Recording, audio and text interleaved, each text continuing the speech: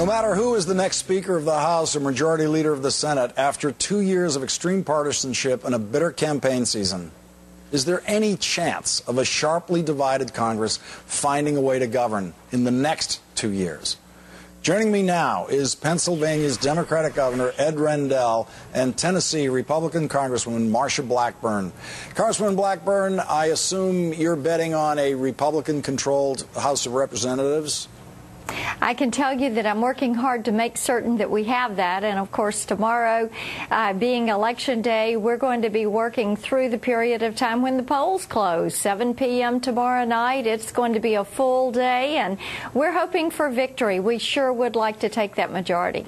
Governor Rendell, assuming, as the majority conventional wisdom at the time seems to indicate, the Republicans take the House, they don't take the Senate, thanks to Christine O'Donnell and other candidates that the Republicans have been wise enough to nominate. What would you recommend to the White House as an approach to dealing with that kind of Congress? Well, I think the White House has to set the tone, and I think the president will.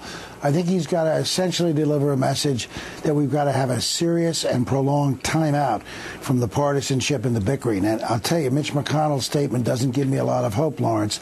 If Mitch McConnell's right that the Republicans, when they seize Congress, the first thing they're going to try to do is make sure that Barack Obama is a one-term president, that's the worst prescription for the country. That's a prescription for disaster.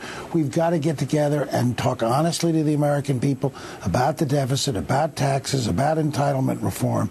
If we do, I think we can do great things for the country. If we don't, we're going to have 2 years of hell.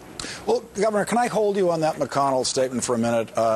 He said the single most important thing Republicans want to achieve is for President Obama to be a one-term president. A flat-out disgrace. Now, let me ask, what would be wrong with that? What would be wrong with, in 2002, say, during the midterm elections, a Democratic leader saying the most important thing for us to achieve is that George W. Bush be a one-term president? Would you have had a problem with that?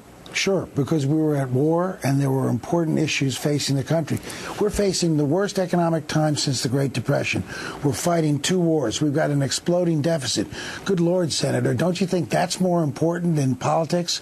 If we let politics dominate the next 2 years, we're going to fall further and further behind the Chinese, all of our international rivals. We can't afford that. We've got to get about honestly solving our problems. Marsha Blackburn, what do you think is the most likely thing that the Republican-led Congress would be willing to work with the president on and compromise with the president on? We're hoping to work with him on what we've tried to work with Speaker Pelosi and Leader Reid and the president on for the past couple of years, and that is the issue of jobs and making certain that we get this economy back on track. I mean, everywhere we go, and we've done hundreds of listening sessions and have heard from millions of Americans, everybody says, where are the jobs? What is happening with this? The stimulus, the omnibus, the TARP, all of these things, the bailout. They haven't worked. It's all about the jobs and the economy.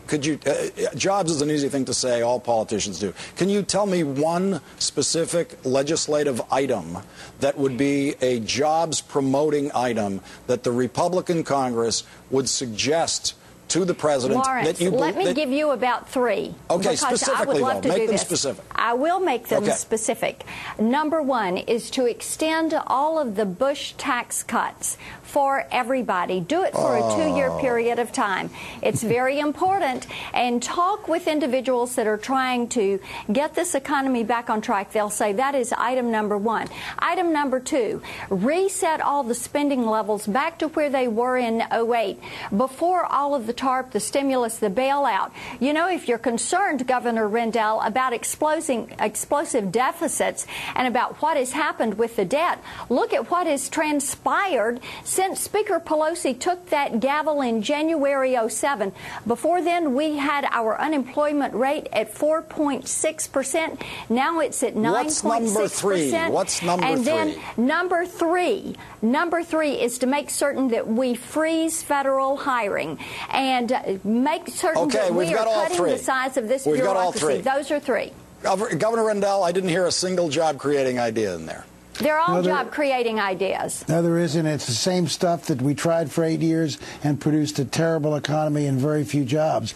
Look, and I have great respect for the Congresswoman. I think she really means to try to do well. But when the Republicans had a chance to pass the president's small business bill that created $30 billion of new lending for small businesses, that eliminated capital gains taxes for small businesses, the House passed it, but with almost no Republican votes. How in the Lord's name do we explain that except for partisanship?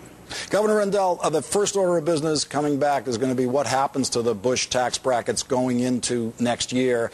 If the Republicans come back strong after this election, should President Obama consider a compromise with the Republicans on those top tax brackets? The president's in favor of extending the Bush brackets for everyone except the top tax brackets, but should he be considering a compromise with Republicans after this election? No question, because we can't have gridlock and we can't let the middle tax cuts expire. So I think we have to compromise, maybe a 1 or 2 year extension of the tax cuts for the top bracket and a complete extension right now for the lower bracket. But eventually, we're going to have to come to grips with it, and I think the Congresswoman would agree if she's fair, and I think she is. We're going to have to do something about the tax cuts, because if you extend these tax cuts out for 10 years, Lawrence, as you know, it's a $4 trillion price tag. Let's cut spending. That is much more. Wait, let's cut spending. Marcia, let's do across-the-board spending Please cuts. let me finish. Marcia, you know that that's 10 times what we can achieve by cutting discretionary domestic Blackburn, spending. quickly, Governor, can we make a deal? Can we make a deal tonight on a temporary extension of the top brackets for the Bush brackets? Let's do this. Let's do even better. Let's make tax reductions permanent and spending temporary. So you will not make a deal on a temporary extension of the brackets? Good God. People are looking for Marcia, where the don't jobs lie are. to the American people. You can't cut spending anywhere close to that $4 trillion price tag. All right, we tried to make a deal. We're going to have to wrap it there. Congresswoman Marcia Blackburn and Governor Ed Rendell, thank you both for your time tonight. Good to be with you. You can have the